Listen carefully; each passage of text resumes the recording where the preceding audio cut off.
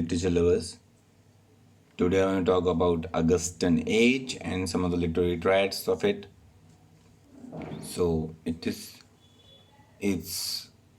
literature is in a style of British literature produced during the reigns of Queen Anne, George I and II in the first half of 18th century and ending in 1940s with the deaths of Alexander Pope and Jonathan Swift in 1744 and 45 respectively. It was a literary epoch that featured the rapid development of the novel, an explosion in satire, the mutation of drama from political satire into melodrama, and an evolution toward poetry of personal exploration. In philosophy, it was an age of increasingly dominated by empiricism, while in the writing of political economy, it marked the evolution of Marxist Mancenticism as a formal philosophy, the development of capitalism, and the triumph of trade. The chronological boundary point of the era are generally vague and largely since the label's origin in contemporary 18th century criticism has made it a shorthand designation for a somewhat nebulous age of satire. Samuel Johnson, whose famous work, A Dictionary of English Language, was published in 1755, is also to some extent associated with Augustan Age.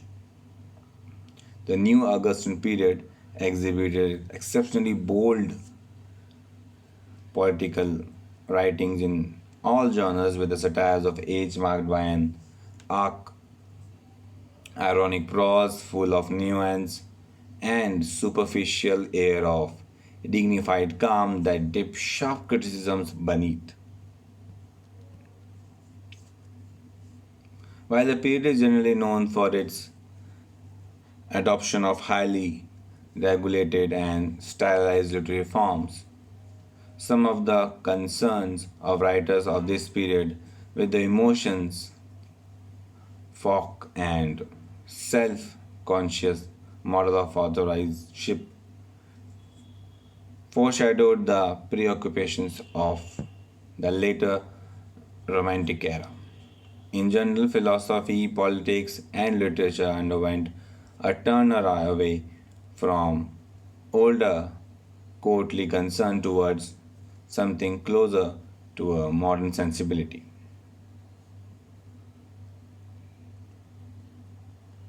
Now, talking about a political and social milieu, it witnessed rise in two parties. This one is quite important, the Whigs and Tories, and their political dividing and really took it apart and have a special reference to it. The trading and the political tradition bribed the authors to join one party. So you can see how politics affect literature, that they are bribing the authors that you should favor us, and all the prominent political struggle with number of periodicals happen, and since these periodicals becoming the mouthpiece of the political opinion and beginning the age of the journalism and political essays that really took it apart, which now you can see how the world is happening. Now, another very important thing, and this really talks about, is the coffee houses and literary activities. And these are quite interesting for the political activity. Number of clubs were there, coffee houses were there, and that really became a fashionable thing. And the Whig never go to Tories coffee house and vice versa. So you can see prominent writers and thinkers used to go there to talk about politics, and especially some of the clubs famous like Sclabbers Club and the Kit Kat Club, and they all were there. Then comes the Titler, which is talking about the Richard and Steele group making it. Another very important thing that happens, and that is the rise of the middle class, because of that kind of literature really emerged and the supremacy of middle class, and then the talking about the tolerance and moderation of the common sense, really get refined with it, and some special trait really developed. That is the reason why Edison and Steele, that is the Titler's curve, really took a really rise of the sentimentalism, feelings, emotions, with influencing the literature the later half of the 18th century.